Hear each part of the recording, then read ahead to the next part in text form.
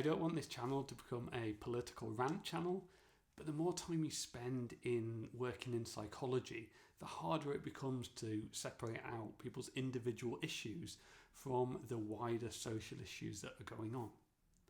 So we were talking about the wildfires yesterday and trying to get back on the property ladder, but even just for anyone trying to get on the property ladder for the first time, well, compared to a generation ago, house prices are now twice as expensive as they were, and student debt now counts against you. So I paid very little tuition fees for my first degree, whereas someone these days is paying a huge amount. They're probably coming out of university with 50 grand of debt. That counts against them.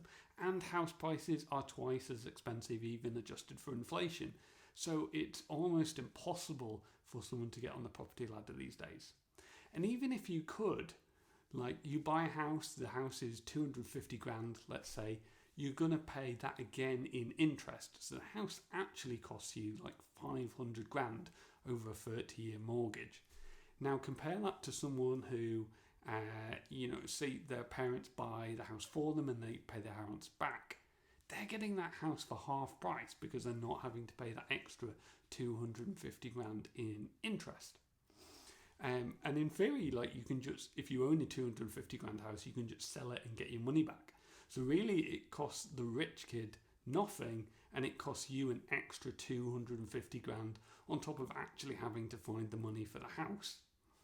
So the game is just stacked against you. If you don't come from privilege, the game is massively stacked against you. And like houses are just one, small example, and class is just one small example of how the deck can be stacked against you. But if you don't come from privilege, it is. And that doesn't mean that there's no point trying or you can't build a good life, but it does mean that it's going to be much harder for you, and that you're going to need to bring some more self-compassion, because it's not that you've failed, it's not that you're good enough, it's not that you're too lazy to, in this example, get on the housing ladder. It's that the deck is literally stacked against you. And so when you start feeling like a failure, remind you that this isn't a game that you were designed to win. It was designed for the rich elite to try and win. And so when you find yourself in that situation, do try and bring some self-compassion, because you're amazing. I love you. I think you're doing so well in a game that is stacked against you.